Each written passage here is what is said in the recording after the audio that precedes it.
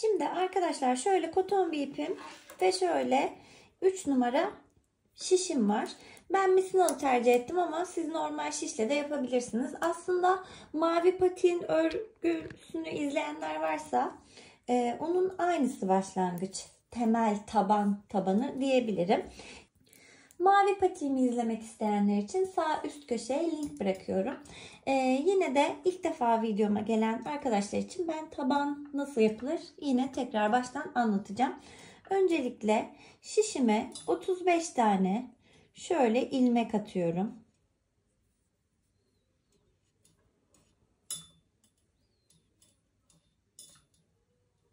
...35 ilmeğimi attım arkadaşlar. İlk sıramı haroşa örüyorum.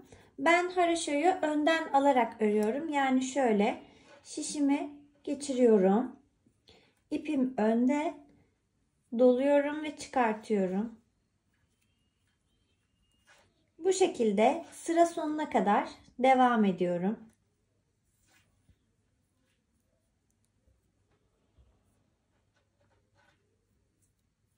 Şimdi arkadaşlar ilk sıra haroşamı ördüm. Şimdi taban kurulumuna geliyorum.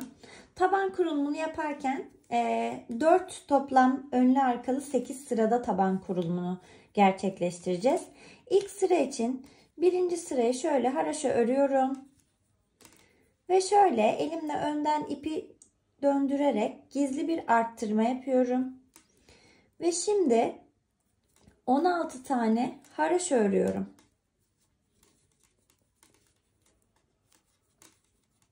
16 haroşayı tamamladım. Şimdi tekrar bir arttırma yapıyorum. Bir tane örüyorum.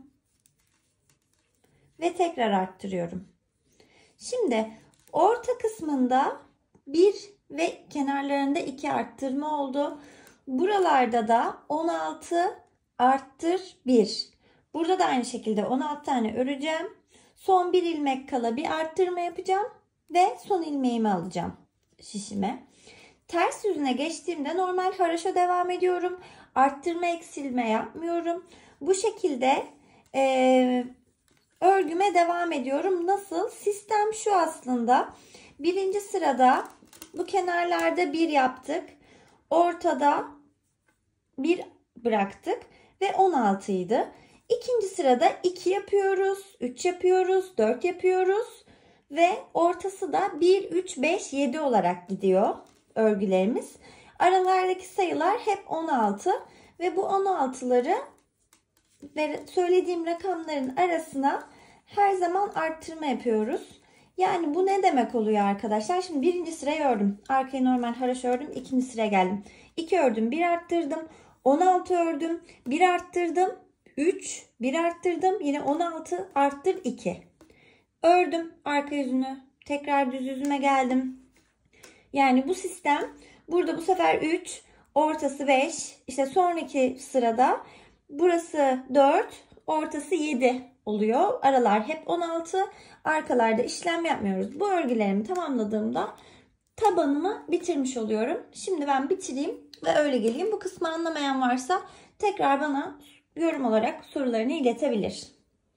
Şimdi arkadaşlar 4 sıra arttırmamı yaptım ve tabanını oluşturdum. Yani bizim en son dikerken şöyle diktiğimizde bu patiğimizin tabanı olacak. Şimdi kenarlık çalışmamızı yapacağız. Kenarlık çalışmamızı da düz örgüden yapıyorum. Biliyorsunuz haroşanın tersi düzdü. Yani bakın şuradaki dişlerin aynısı olacak. Bunda tek fark ipimi şişimin arkasına aldım. Ve şöyle önden arkaya doğru şişi batırıp arkada dolayıp öne doğru çekiyorum. Bunu düz yüzlerinde yapıyorum. Ters yüzünde yine haroşa olarak devam ediyorum. Ve totalde 5 sıra öreceğim. Yani 5 sıra öreceğim nasıl? 1 bu yüz, arkası 2, 3, 4 ve 5 sıra. Burayı da tamamladıktan sonra ters yüzüne geldiğimde tekrar buluşup bu kenarlığı nasıl yaptığımı göstereceğim. Dediğim gibi bu yüzlerde arkadan dolayarak, öbür yüzlerde de önden dolayarak yapıyorum.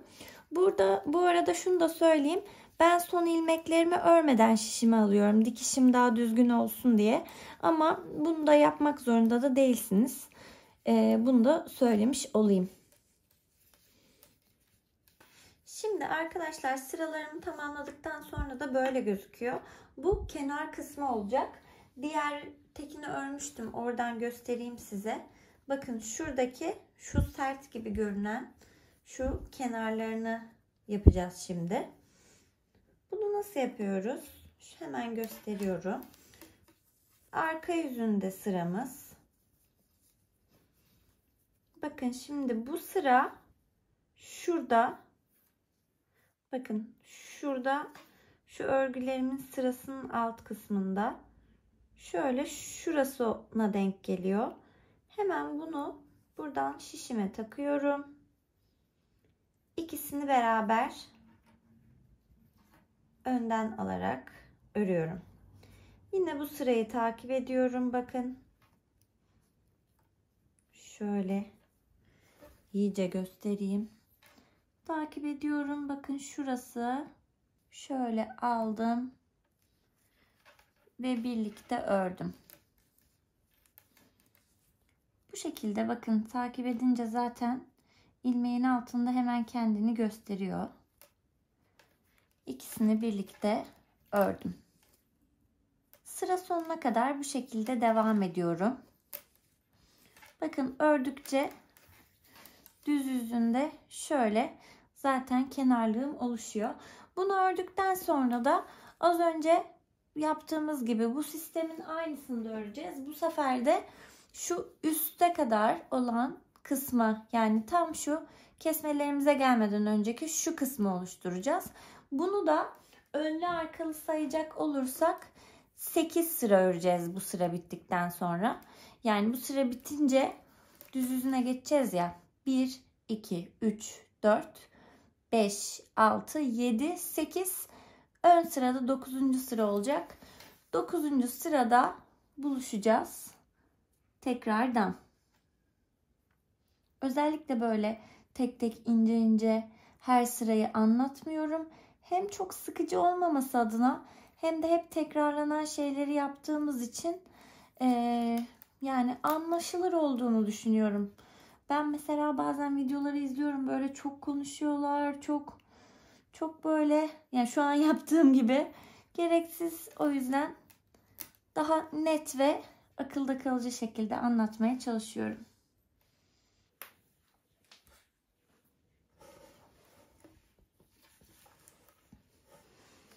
Şimdi arkadaşlar 8 sıra ördüm. 9. sırayı da buraya kadar ördüm. Şimdi bunu şöyle sayabiliriz. Bakın buradaki dişlilerden saymaya başlayınca şöyle 2, 4, 6, 8 oluyor. Bu da 9. sıram olmuş oluyor. Şimdi burada arttırmalarımızı 4 sıra yapmıştık hatırlarsanız. 35 ilmek başlamıştık. Her sırada 4 tane arttırma yapmıştık. Yani 16 tane, 4 kere 4 16, 35 artı 16, toplam şu anda 51 ilmeğim var. Bu 51 ilmeğin 19 buraya ayırıp 13 tanesini ön kısmına ayırıyoruz. Şu an 19 tane ördüm. Bu orta kısmını göstereceğim. 1, 2, 3, 4, 5, 6, 7, 8, 9, 10, 11. 11 ördüm. Bakın 12 ve 13. burada. Önce burada şöyle bir ilmeklerin yerlerini değiştirip bir saç örgüsü yapacağız. Burada dikkat etmemiz gereken dışarıdaki ilmeği her zaman önden geçirmek olacak. Bakın şöyle alıyorum. Bu arkadaki ilmeği hop şöyle yerlerini değiştirdim. Ve bu ilmeğimi örüyorum. Daha sonra bu iki ilmeğimi birlikte bitirerek yine arkadan örmeye devam ederek çalışıyorum ve ilmeğimi sol şişime taktım. Geri döndürdüm. Her zaman buradaki 13 ilmeğimle işlem yapacağım. Bir burada, 2, 3,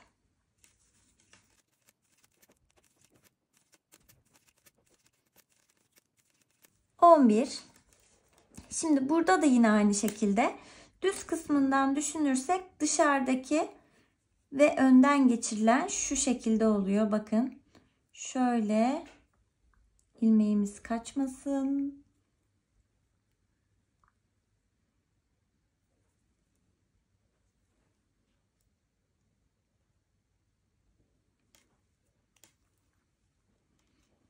Bu şekilde ördüm.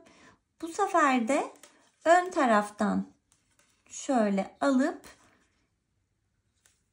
ön taraftan ikisini birlikte kesiyorum. Yine sol şişimi aldım. Burada hep devam ediyorum arkadaşlar. 19'du. Şu an kestiğimiz için 18 kaldı. İki tarafta da. Burada iki tarafta da 12 olana kadar aynı şekilde devam ediyorum. Örgüme ortada her zaman 13 kalıyor. Yani bitirdiğimizde 11, 11, 13, yine ilk başlangıçtaki gibi 35 ilmeğimiz kalacak. Evet arkadaşlar, kenarlarda 11 ilmeğim, ortada her zamanki gibi 13. Böyle tamamladım artık. Buradan kesme işlemine başladığımız için bu son sırada artık kesmiyorum ya da ilmeklerin yerini devam ettirmiyorum. Buradan sonra şöyle düz örgüyle sıra sonuna kadar örüyorum.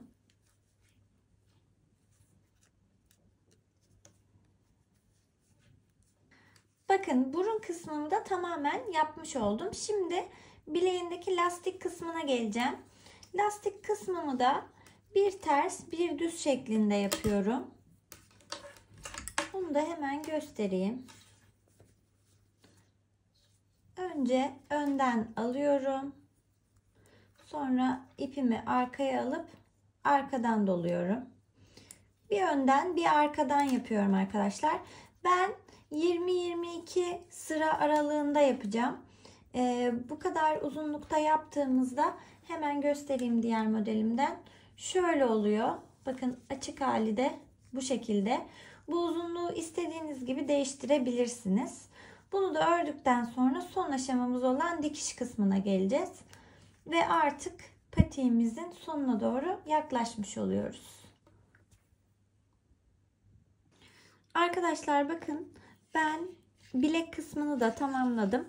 Tam 21 sıra ördüm. Burayı ister daha uzun ya da daha kısa yapmak sizin kararınızda. Şöyle katlayarak kullanacağım. Nasıl bitirdiğimi de göstermek istiyorum. Bitirişlerimde genelde ben şu yöntemi kullanıyorum. Lastik çalışmam olduğu için yine bir arkadan bir önden örüyorum. Ve ilk örgümü şöyle ilmeğin üstünden atlatıyorum. Sıradaki ilmeğimin gidişatına göre arkadan aldım, atlattım, önden aldım, atlattım. Bu şekilde sıra sonuna kadar devam ediyorum arkadaşlar.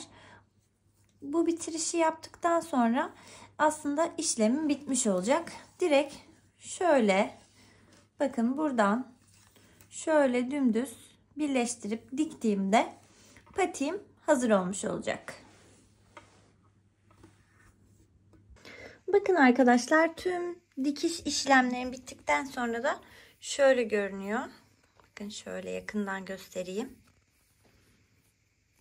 Bu şekilde gayet sade ve şık bir patik olduğunu düşünüyorum. Sizler de videolarımı takip edip beğenmeyi unutmayın lütfen. Bir başka videoda görüşmek üzere. Hoşça kalın.